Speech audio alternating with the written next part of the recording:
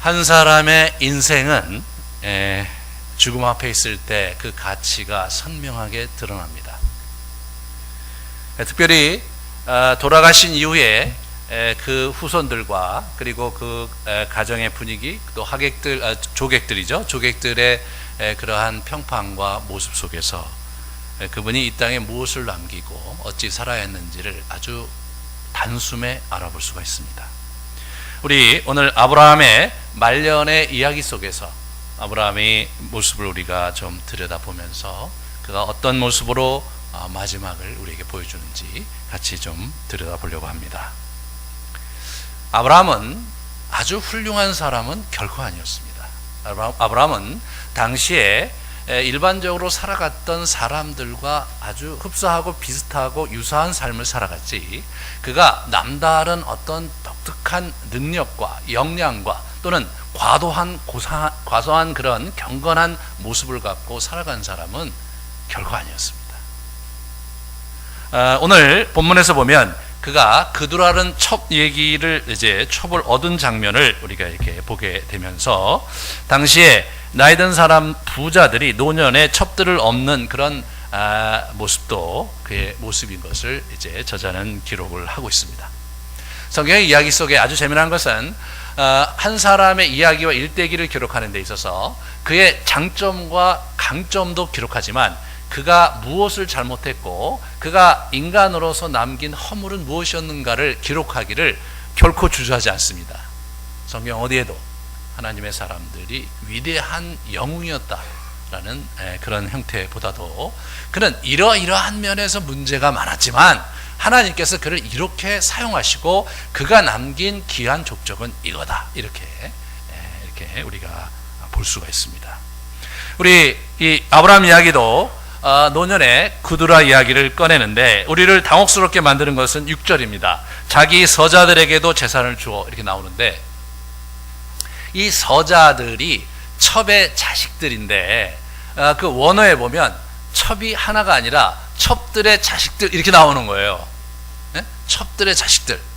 그러니까 이 첩들의 자식들이니까 이 문제가 이제 굉장히 곤혹스러워서 이제 두 가지의 진영이 있는데, 하나는 뭐냐면 이 이스라엘의 그 유대인들은 아브라함을 자기 선조니까 높이기 위해서 여기서 얘기하는 첩들 얘기하는데 그드라와 이 하갈을 얘기하는 건데, 그드라와 하갈이 같은 인물이다, 그렇게 생각을 하는 거예요. 그렇게 주장을 하고 결국 하갈 하나뿐이었지 노전에 좀 우리가 보기에 좀 그런 형태로 첩을 얻은 것은 아니었다는 주장을 하기 위해서 그런 주장을 펴는데, 오늘 본문에 보면 그두라의 후손과 그 하갈의 후손이 명백히 다르게 기록되고 있고, 두 사람의 이름이 따로 나오는 걸로 봐서 두 사람이 하나이었으면 좋겠다는 그들의 열망을 잘 표현하는 것이지 성경의 이야기를 우리에게 들려주는 건 아닙니다. 또 다른 극단은 뭐냐면 아브라함이 그두라 외에도 여러 첩들을 거느렸다. 그 당시에 일반적으로 족장들이 여러 여인을 거느렸듯이 이 사람도 그랬다라고 주장하는 그런 학자들이 있습니다. 그런데 본문에서 또 이렇게 16장과 잘 비교해 보면 사실 그드라와 이 하갈 외에 다른 첩들이 있지는 않았습니다. 여기서 얘기하는 첩들이라는 6절에 얘기하는 첩들은 사실 그 하갈과 그드라 둘을 얘기하는 것입니다. 오늘 본문에서 아브라함이 후처를 맞이했다라고 이제 기록을 하고 있는데요. 저희 나라 성경에는 이제 후처라고 되어 있는데 실제로 그냥 a wife입니다. 그래서 영어 성경에 보면 another wife 이렇게 나오고 히브리어 원어에 그냥 wife라고 나오는 거예요. 실제로 이제 와이프기 때문에 우리 사라가 돌아가시고 나서 얻은 와이프니까 후처라고 번역을 했지만 실제로 그드라가 후처의 지위를 누리지 못했습니다. 여기 보시면 자기 서자들에게도 재산을 주었지 몫을 주지 않고 있는 모습 속에서, 그리고 에오라지 모든 재산을 5절에 보시면 이삭에게 모두 준 걸로 봐서 이 사람을 후처로 취급하지 않은, 후처라고 하면 정실 부인이 돌아가시고 나서 정식으로 또 부인을 얻은 것을 후처라고 하는 거잖아요. 그런 것은 아닙니다. 16장에 보면 우리 이제 하갈을 취할 때도 자신의 여종 하갈을 아브라함의 아내로 주었다고 해서 아내라고 표현을 합니다. 그러니까 아내라고 하는 표현이 지극히 일반적인 용법이지 우리가 생각하는 그런 정실 부인의 호칭으로 쓰이지 않았어요. 창세기에서. 그러니까 여기서 얘기하는 후처가 아니라 아브라함이 또 다른 아내를 맞이했다. 그것이 아주 정확한 번역입니다. 그래서 아브라함이 노년에 아내의 또 다른 첩을 얻었는데 그 이름이 구두라인데, 재미난 것은 이 사람이 아들을 자그마치 6명이나 안겨준 거예요.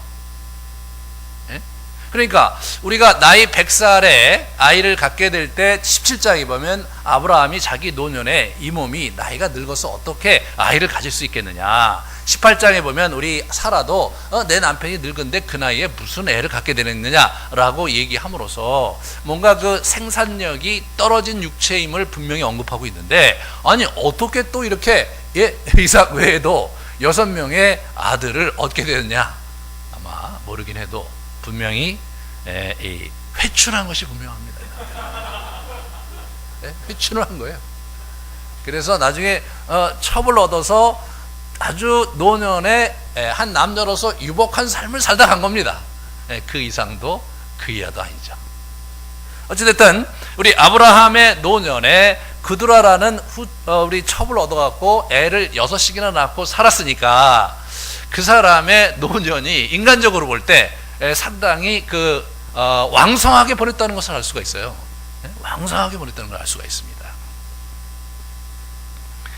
그 6 아들에 대한 얘기가 이제 기록이 되어 있는데, 여기 보시면 시므란, 욕산, 무단, 미디안, 이스박, 수아, 이렇게 6명의 아들인데, 이 아들들의 이야기, 사람들 중에서 특별히 2사람을 성경이 주목하는데, 하나는 미디안이고 또 하나는 수아입니다. 수아는 욥의 친구들, 욥기 2장 11절에 보시면 한번 보여주시면요, 욥의 4명의 친구들 중에 한 사람이 수아 사람 빌닷 이렇게 나옵니다. 그래서 이 후손 중에 아마 수아 그쪽이 굉장히 수아라는 후손들이 굉장히 번창했던 것을 우리가 엿볼 수가 있을 뿐만 아니라 3절에 보시면 그 아들 욕산은 스바와 드단을 낳았으며 드단의 자손은 이렇게 하면서 아수르 족속과 루두시 족속과 루미 족속 이렇게 나오는데, 우리는 이 루두시 족속과 루미 족속을 잘 모르지만 아수르 족속은 아주 잘 알고 있습니다. 나중에 남북 왕조 시대에 북왕국을 멸망시킨 그 큰 나라 이름이 아수르거든요. 그 성 이름이 수도 이름이 니느웨입니다. 이 니느웨 성을 거점으로 해서 고대 근동에 있어서 특별히 한 시대를 아주 커다랗게 장식했던 그런 나라가 아수르 제국인데, 그것이 바로 아브라함의 후손입니다.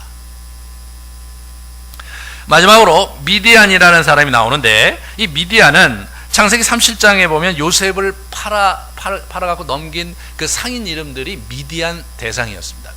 미디안 상인이었던 것이 나오고요. 그 다음에 출애굽기 2장에 아주 의미심장한 미디안 사람이 나옵니다. 그 이름이 이드로인데, 그것은 제사장이었습니다. 그 미디안 족속의 제사장인데 그가 여호와를 섬기는 제사장입니다. 그러므로 아브라함의 후손이 분명하고 아브라함의 후손 중에 이 미디안 진영에 하나님을 섬기는 모습이 있었던 것을 우리가 간접적으로 이렇게 볼 수가 있습니다. 그러므로서 이 그두라라는 후손이 또한 굉장히 번창했던 것을 우리가 알 수가 있죠. 뿐만 아니라 성경은 우리 이스마엘이 번창할 것이라고 약속하셨듯이 이스마엘이 번창했다는 얘기를 12절서부터 18절에 기록을 하고 있습니다.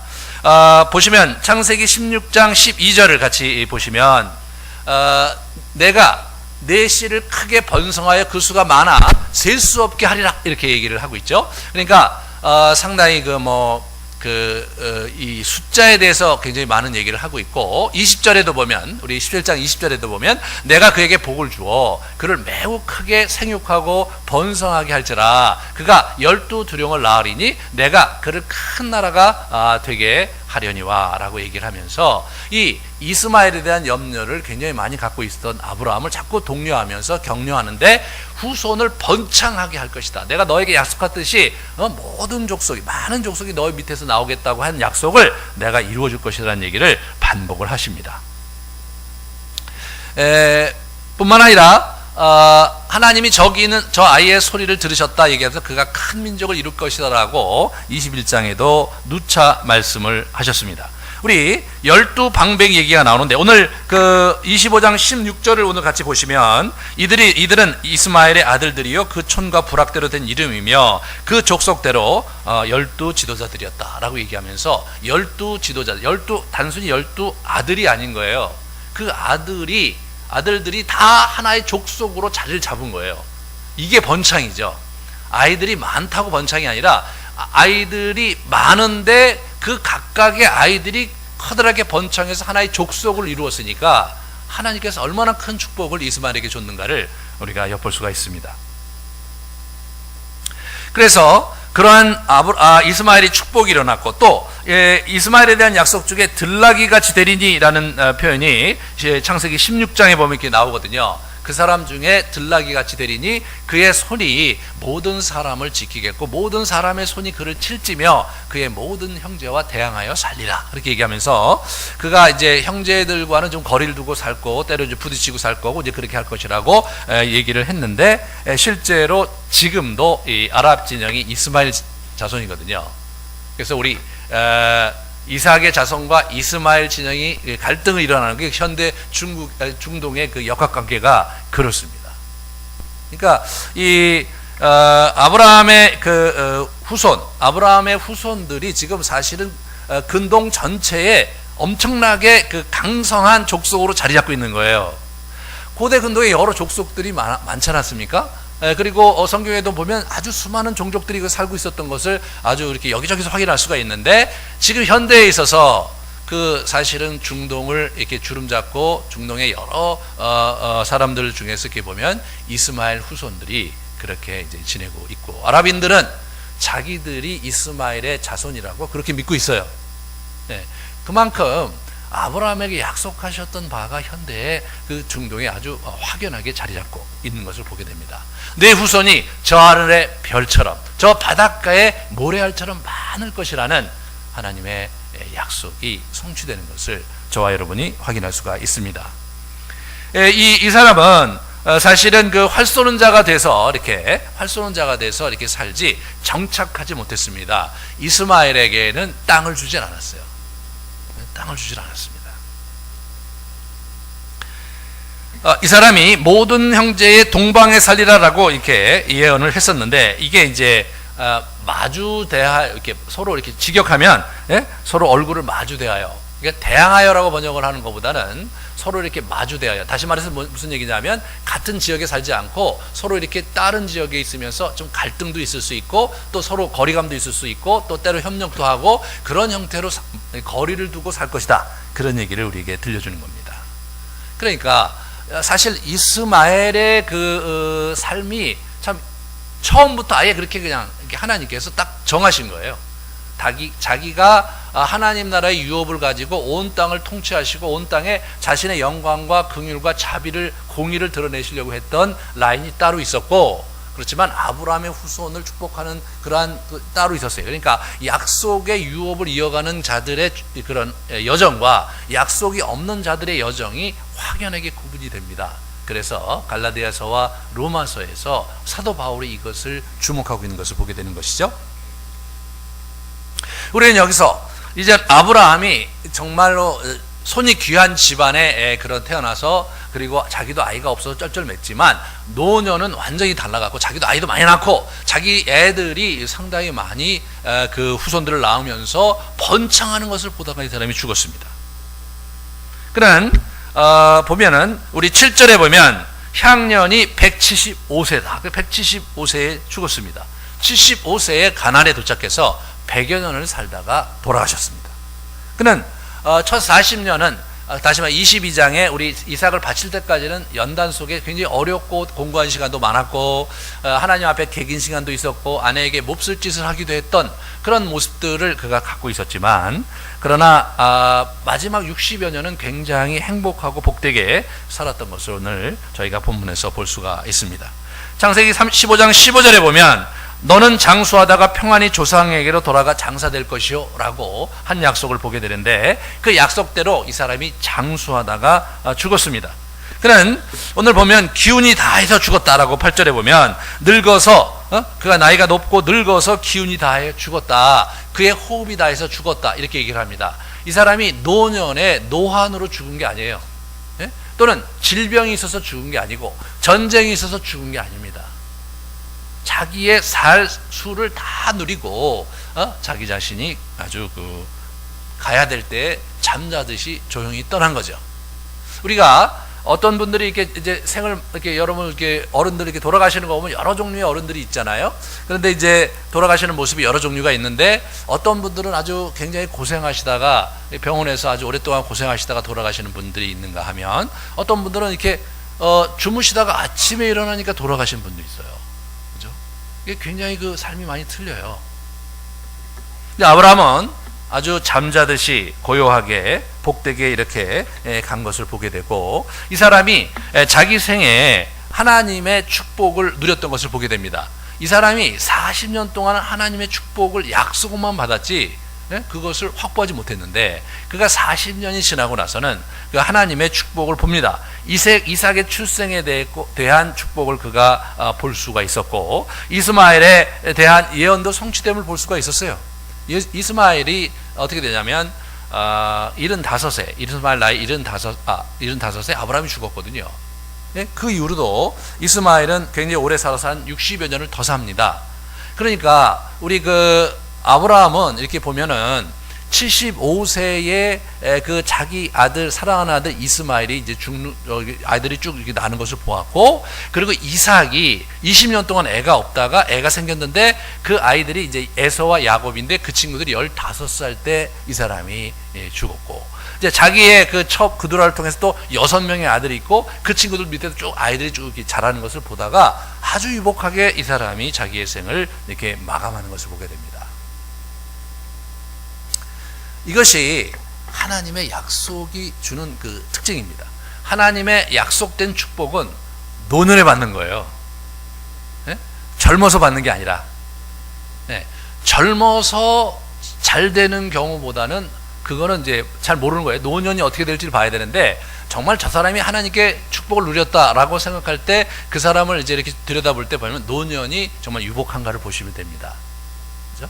노년이 유복하다면 정말 그가 하나님을 향해서 열심히 잘 살면서 자기 신앙을 경영한 것이라고 볼 수가 있죠. 우리가 한 사람이 자기 생을 마칠 때 이렇게 보면 이제 가족 관계 속에서 그가 어떤 형태로 자기의 생을 마치는가, 사회적인 관계 속에서는 또 어떻게 마치는가, 또 이제 재정적인 부분에서는 그가 얼마나 누리고 지내는가를 우리가 보면서 그 사람이 이제 행복한가 안 행복한가 또는 복된과 안 복된가를 이렇게 볼 수가 있는데 아브라함은 그 모든 면에 있어서 아주 유복하게 자기 생을 마치고 있습니다. 하나님께서 약속하셨던 바 축복을 반드시 주시는데 연단 속에서 자격을 구비시켜서 주시는 분이 이분이시거든요. 이 부분에서 저희가 많은 것을 놓친 거예요. 많은 것을 놓친 겁니다. 그러니까 우리가 이제 그 기독교가 한국 사회에 들어올 때 구한 말에 굉장히 어려웠고 60, 70년대까지 아주 힘들게 살았습니다, 한국이. 그렇기 때문에 하나님의 축복을 얘기하면서 하나님께서 우리에게 놀라운 축복을 주실 거라는 얘기를 하고 그러면서 우리가 기도하면서 신앙생활을 했는데 실제로 이 복의 질이 사실은 몇 가지 좀 생각해 봐야 되는 것입니다. 하나는 복의 질이 연단 속에서 자격을 구비됐을 때 오는 복이고 또한 그 복이 어떻게 되냐면 자기 당대보다도 또는 자기 자신보다도 다음 때 또는 자기 주변에 있는 많은 이웃들에게 복의 근원이 되고 복을 끼치는 복이 그것이 하나님께서 주시는 복이지 자기 자식과 또는 자기 가정이 잘 되고 잘 살고 이런 것이 복이 아니거든요. 그런 면에서 이런 일단 토착적인 그러한 형태의 샤머니즘에서 오는 그 축복 개념과 성경에서 있는 축복 개념이 본질적으로 완전히 다른 겁니다. 정말로 이제 이렇게 인생을 알고 부를 아는 사람들은 젊어서 자기 자녀를 호되게 이제 이렇게 연단을 하고 그리고 재정적으로 부유하게 살지 못하게 합니다. 용돈도 자기가 벌게 하고 이제 그렇게 하면서 그러면서 아주 어렵게 젊은 날을 보내게 하는 그런 경우를 제가 이제 종종 주변에서 보거든요. 그것이 자기 재산을 지키고 자기 자녀를 지키고 자기 회사를 지키는 일이라고 생각하기 때문에 그렇게 하시는 거예요. 우리 기독교인들도 그 부분에 대해서 생각할 게 참 많습니다. 오늘 이 아브라함에게서 한 수를 배워야 되는 거죠. 아브라함이 사실은 노년을 보냈는데 자손이 많았지만 첩들도 있었고, 그러니까 좀 그 당시에 그렇고 그런 노인에 불과했지만, 아브라함의 인생의 초점이 분명했고, 그 초점이 사실은 후대에 저와 여러분까지 큰 영향력을 갖게 되는 거죠. 우리가 먼저 봐야 될 것은 뭐냐면, 우리 5절입니다. 5절에 보시면 아브라함이 이삭에게 자기의 모든 것을 물려줬습니다.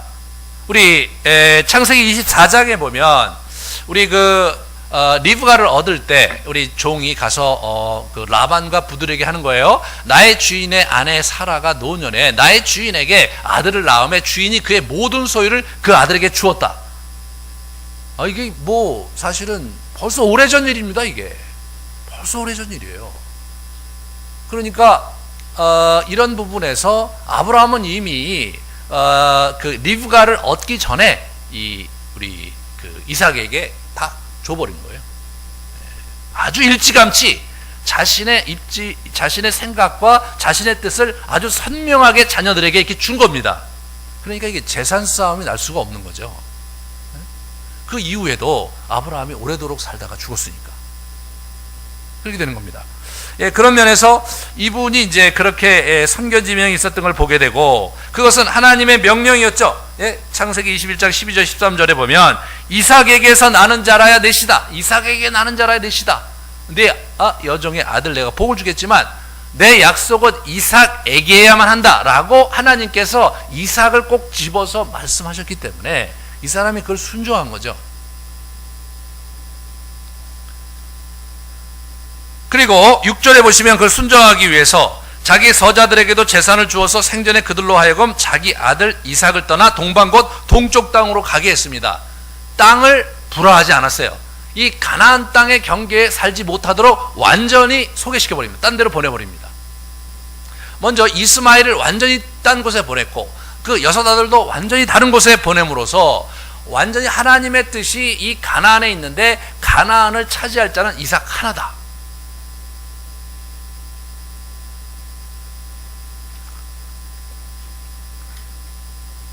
이런 부분에서 냉정한 데가 있는 거죠. 이분이 상당히 냉정합니다. 이 사람이 얼마나 냉정하냐면 6절에 자기 서자들에게도 재산을 주었다고 나오는데, 이 재산이 뭐냐면 이 선물이에요. 원어로 보면 선물, 기프트, 선물이란 말이에요. 자기 서자들에게 어떻게 되냐면 지분을 주지 않았어요. 자기 재산에 몫을 준 게 아니라 선물을 준 겁니다. 선물을. 우리가 이제 여기서 얘기하는 첩들의 자녀 중에는 이스마엘도 포함이 된 거죠. 이스마엘도 포함이 된 거예요. 그러니까 처음엔 안 줬지만 이스마엘에게도 선물을 줬어요. 하지만 몫을 주진 않았어요. 가나안 땅에 몫을 절대로 안 줬을 뿐만 아니라 자기 재산에 있어서 몫을 주지 않았단 말이죠. 굉장히 큰 부자였습니다. 우리 아브라함이. 만약 아브라함이 요즘 얘기하려면 제법 커다란 기업을 몇 개 갖고 있는 그런 부자예요. 그리고 자녀도 많습니다.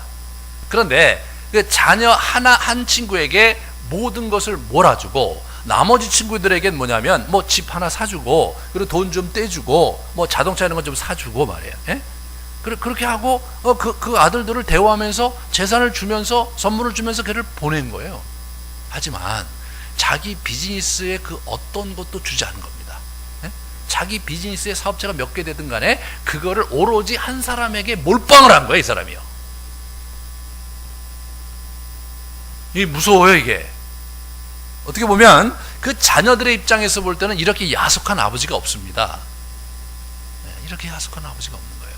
저 큰 재산이 있는데 저걸 저렇게 부실한 이삭에게 다 몰빵을 하고 말이에요. 우리는 막 조금 주고 그 땅에서 살지도 못하게 확 가버리는 거예요. 여러분 그 막벨라 굴에 이제 아내도 놓고 오늘 보면 자기도 거기 묻히거든요.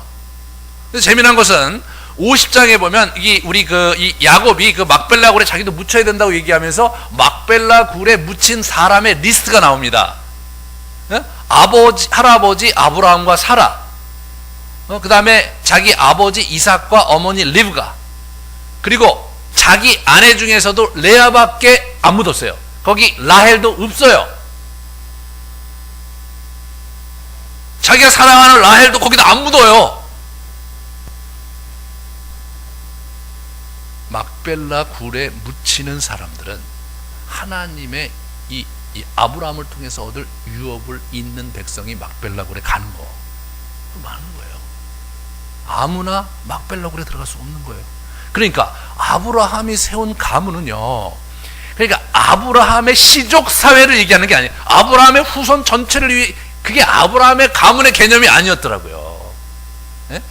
하나님께서 자기에게 주신 유업을 잇는 자들의 가문, 그것이 아브라함이 생각한 가문이었지. 네? 만약 그것이 자기가 유교식으로 자기 몸에서 난 자는 다 자식이다라고 한다면 막벨라 굴에 이스마엘도 묻혀야 되는 겁니다, 여러분. 네? 그리고 그들의 자손들도 거기 묻혀야 되는 거예요. 그들 거기 안 묻어요.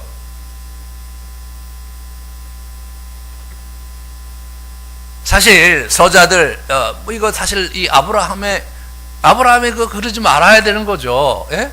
하나님께서 하갈을 통해서 이스마엘 원치 않으셨듯이 그렇게 하지 말아야 되는 건데 이 사람이 사실 그렇게 살았어요. 근데 거기에 대해서 가타부타 얘기를 안 해요. 하갈을 얻은 것에 대해서 하나님께서 원치 않고 또 하나님 거기에 대해서 문제를 제시하긴 하지만 하나님은 뒤치다거리는 하시지만 아브라함에 대해서 뭐라고 얘기하진 않으세요. 하지만 하나님의 입장에서 뭐냐면 아닌 거는 아닌 거예요. 네 몸에서 난 자가 다 내 축복의 대상은 아니다. 네가 순종하고 내 뜻에 순종해서 내가 원하는 그런 아들 낳았을 때 그가 내가 선정한 축복의 대상이지 나머지는 아니다 이거죠.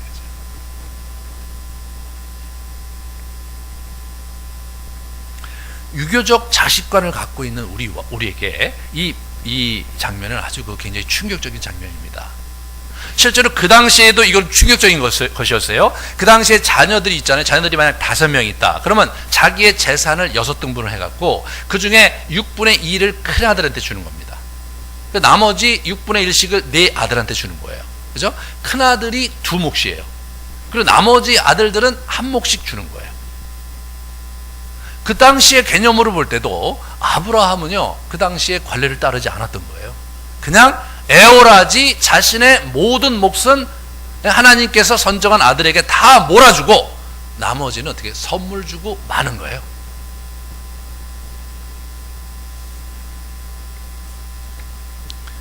아브라함이 그렇게 했기 때문에 아브라함의 그 하나님께서 받은 축복이 대대로 이어지면서 놀라운 역사가 일어나는 겁니다. 여기에 아브라함의 방점이 찍히는 장면이에요.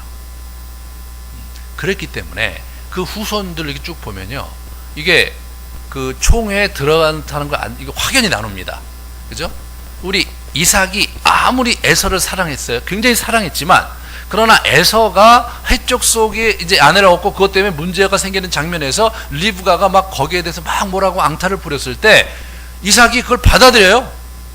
그러면서 야곱 막 그 꼴도 배기 싫고 자기를 속였던 놈이기 때문에 불어놓고 야단을 쳐야 되는, 야단을 치기보다는 야, 너 가서 외삼촌 라반의 집에 있는 딸들 중에서 한 사람을 정해서 아내를 구하라.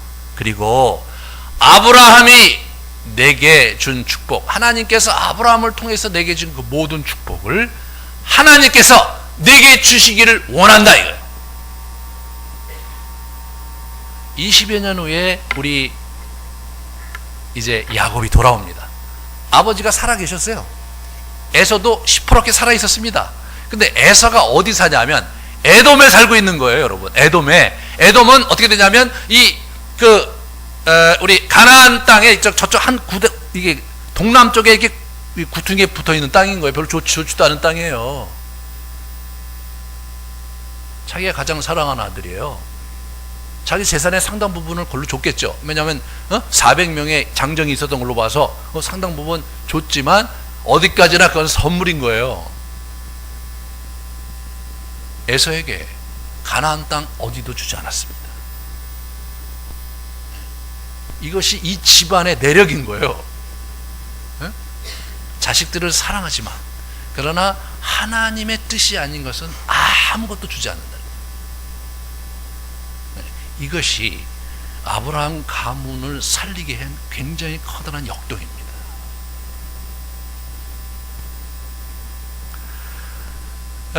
우리가 이제 서구 문화를 가만히 보면요, 이렇게 이제 특히 이제 우리가 잘 알고 있는 미국이라는 데 보면 자기 자식에게 재산을 물려주는 데 있어서 상당히 남다른 관점을 갖고 하시는 분들이 얘기가 많이 보도가 됩니다. 뭐냐면 자기 자녀에게는 자기 재산 중에 일부분 그냥 선물처럼 주고, 그리고 아주 대부분의 퍼센티지를 기부하잖아요. 네? 대학에 기부하든가 어떤 구호기금에 기부하든가, 네? 그런 어떤 사회적으로 영향력을 줄 수 있는 그런 일에 이게 기부를 합니다. 이게 어디서 나온 거냐? 이게 아브라함 정신에서, 이게 성경에서 나온 개념이에요. 자기 자녀를 사랑하고, 그리고 하나님께서 그에게 주신 분깃을 그가 가져가고, 이렇게 하면서 우리 격려하고 도와주는 것이지만, 자기의 인생에서 얻은 자신의 재산 또는 자신의 그 영향력, 이런 것들은 일이 되는 쪽으로 밀어주는 겁니다. 그리고 자신의 가치가 실현되는 쪽으로 그것을 희사하면서 죽는 거예요. 그게 자신의 이름을 영원히 남기는 일이라고 생각하는 거잖아요. 그러니까 그런 부분에서 우리가 어떻게 우리 자녀를 키우고 우리 인생을 살아가야 될지를 좀 생각을 해봐야 되는 거죠. 그래서 자녀를 좀 상대화시켜야 되는 거예요. 우리가 자녀를 사랑하고 그가 그의 인생을 잘 살아갈 수 있도록 돕고 그의 길을 가져갈 수 있도록 우리 선물도 주고 그렇게 하지만, 그러나 하나님 앞에서 인생은 나와 내 아내의 부부 중심으로 하나님 앞에 사는 거거든요. 우리가 하나님 앞에 우리 부부가 어떻게 살고 어디다 투자하고 어디에다 시간을 쓰고 그렇게 했느냐를 가지고 하나님께서 우리를 챙겨주시고 우리에게 복을 주시고 우리를 평가하시는 겁니다. 우리의 자녀들이 과연 하나님께서 내게 주신 유업을 이을 자가 맞는지 아닌지를 보면서 그들을 대워야 되는 거죠. 이것이 궁극적으로 파이를 키우는 일인 거예요. 여러분, 유대인들하고 한국 사람들하고 아주 재미난 건 자녀 교육과 자녀에 대한 애착이 전 세계에서 굉장히 강한 민족 딱 꼽으라면 저희 둘이에요. 네? 유대인하고 저희 기독교. 그래서 혹자는 우리가 이렇게 이 12지파 중에 단지파가 있었는데 북쪽으로 갔다 단단 이렇게 하고 막 단군 해갖고 우리도 그의 후손이라는 이런 아주 굉장히 대단한 그 학설을 발표하는 사람도 있는데, 실제로 언어도 약간 비슷해서 우리가 이스라엘 민족과 비슷한 공통점이 200개인가 300개가 된다고 하는 민속학자가 있을 정도로 강력하게 우리가 하나의 히브리파의 하나의 종족이라는 그런 주장을 하는 사람이 있는데, 사실은 전혀 사실무근이고, 아니 그 사람들이 여기까지 와서 이렇게 산다는 것 자체가 참 역사적 정황이 비슷하기 때문에 아마 기질이 비슷하고 그럴지 모르겠는데, 정말로 대단한 건 뭐냐면 자녀에 대한 열정과 집착과 애착이 대단하다는 거예요. 그런데 우리는 이게 자녀를 이렇게 갈 때 뭐냐면 남자 중심으로 갔어요. 유교가 그러니까. 이게 씨가 중요하니까 여자는 또 중요하지 않아. 남자를 쭉 간 거예요. 남자를. 이게 정치 이데올로기인 그 유교와 이렇게 되면서 약간 흐트러졌어요. 근데 이 사람들은 어떻게 되냐면 여자를 더 중시 여겼어요. 어머니가 유대인이어야 자녀가 제대로 된 유대인. 이게 정신을 더 중요시, 정신을. 그 다음에 자녀를 키울 때 어떻게 되냐면 자녀의 재능을 보면서 자녀를 돕는데 남의 자녀도 기꺼이 돕는 거예요. 남의 자녀도.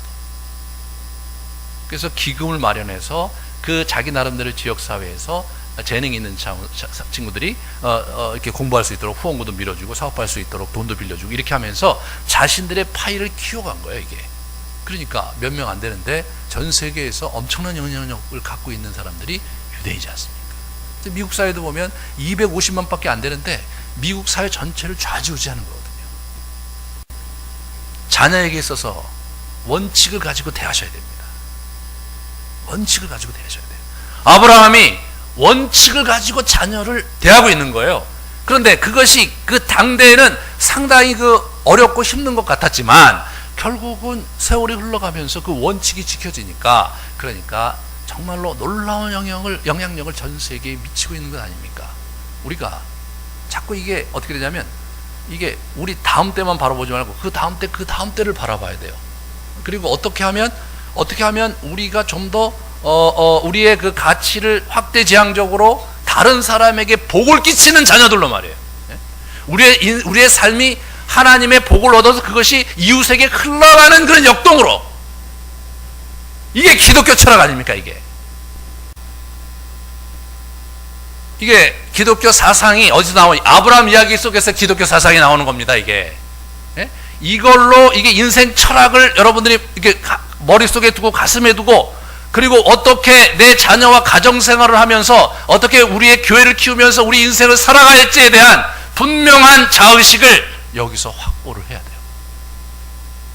이게 이 중심이 흔들리니까 인생을 살아도 쌓이질 않는 거예요.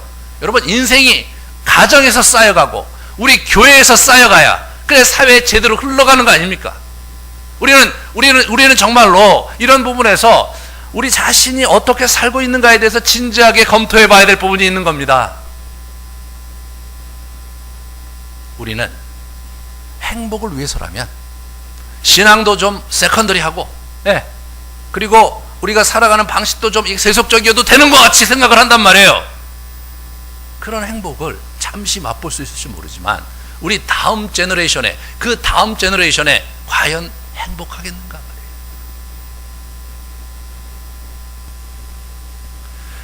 말이에요. 이런 부분에서 저와 여러분들이 다시 생각해야 될 부분이 있어요.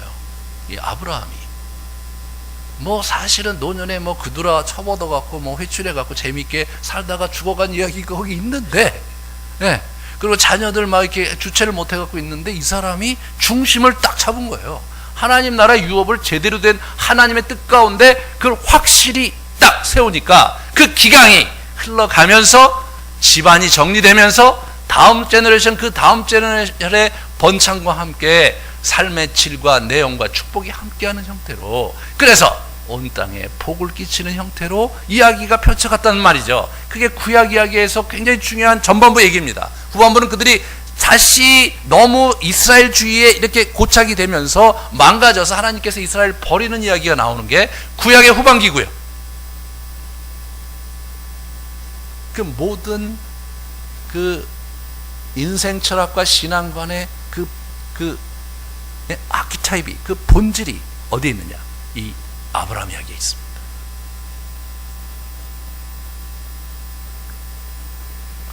지난 3달간 제가 정말 열심히 여러분에게 전했는데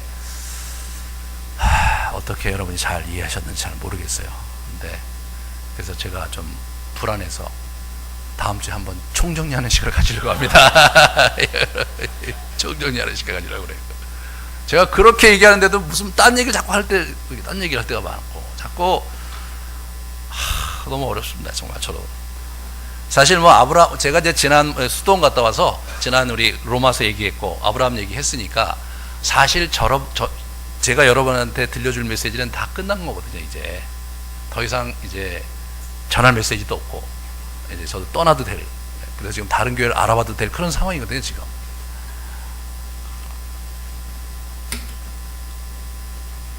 제가 성경 공부를 하면서 제가 인생이란 무엇인가의 질문을 던지면서 도대체 성경은 인생을 어떻게 가르치고 있느냐, 나는 어떻게 해야 내 인생을 완성도 있게 살아가겠느냐, 그런 모든 것들을 고민하면서 이제 성경 공부를 하면서 알게 된 게 아브라함 스토리에 그것이 알알이 박혀 있다는 걸 알게 된 겁니다.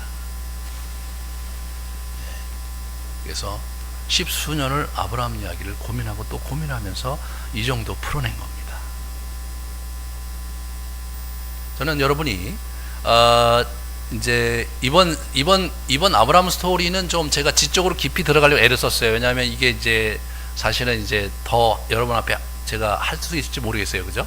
제가 이제 앞으로 이제 사역하면서 내가 마지막에 고별 메시지로 아브라함 스토리를 하다가 내가 이제 은퇴를 하는 것이 가능할지 모르겠는데 더 이상 이렇게 할 수 있는 기회가 없어서 제가 이제 그걸 책으로 묶어낼 욕심으로 그걸 그렇게 하였으면 책으로 내년에 내려고 그러거든요.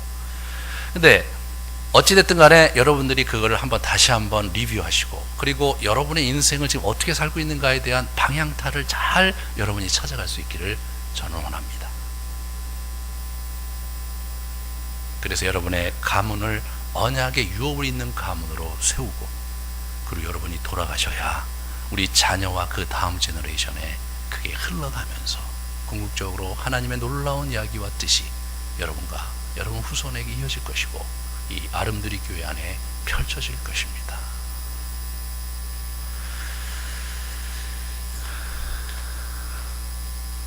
잠깐 우리 좀 정리하면서 좀 기도하는 시간을 갖도록 하겠습니다.